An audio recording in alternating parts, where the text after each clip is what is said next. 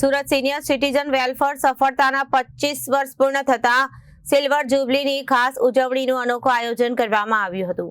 દેવકા દમણ યાત્રા પ્રવાસનું આયોજન કરાયું હતું. યાત્રા દરમિયાન સુરતથી પ્રસ્થાન કરી એધલ પાસે હોટેલમાં સેવ ખમણ અને ચા કોફીનો નાસ્તો કરી દમણમાં સોઇલ બાર અને રેસ્ટોરન્ટની દેવકા બીચ પર આરોગ્યને ધ્યાનમાં રાખીને બપોરમાં નોન-વેજ ભોજન લઈ સભાસદ ભાઈ બહેનોએ મિજબાની કરી હતી. સુરત સિનિયર સિટીઝન વેલફેર સફળતાના 25 વર્ષ પૂર્ણ થતા સિલ્વર જ્યુબલીની ખાસ ઉજવણીનું અનોખું આયોજન કરાયું હતું.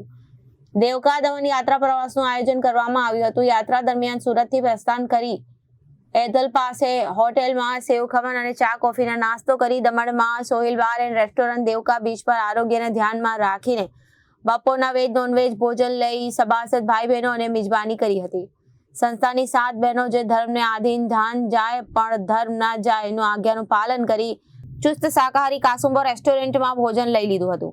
સંસ્થાના પ્રમુખ કનુભાઈ બ્રહ્મભટ્ટે Surat senior citizen welfare association દ્વારા 25મા યાત્રા પ્રવાસનું આયોજન સંસ્થાના પ્રમુખ અને બ્રહ્મભટ્ટ દ્વારા કરવામાં આવ્યું હતું, જેમાં સિનિયર સિટીઝન મેમ્બર સુખદ રીતે આનંદ માણ્યો હતો અને 25મા યાત્રા પ્રવાસમાં જુલાઈ મહિનામાં જન્મ ધારણ કરનાર ભાઈ બહેનોને કેક કાપી સંસ્થાના બર્થડે કાર્ડ અને મેડલ આપી ઉજવણી કરવામાં આવી હતી.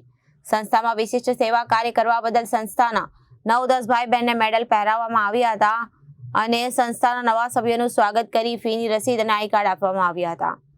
આ સંસ્થામાં સુનિલભાઈ તરફથી 5000નું દાન આપવામાં આવ્યું હતું.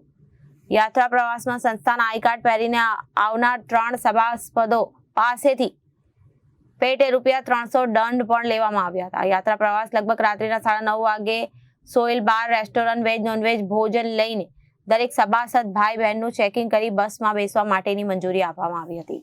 Reporter Arvind Rathod, Janadesh news, Surat.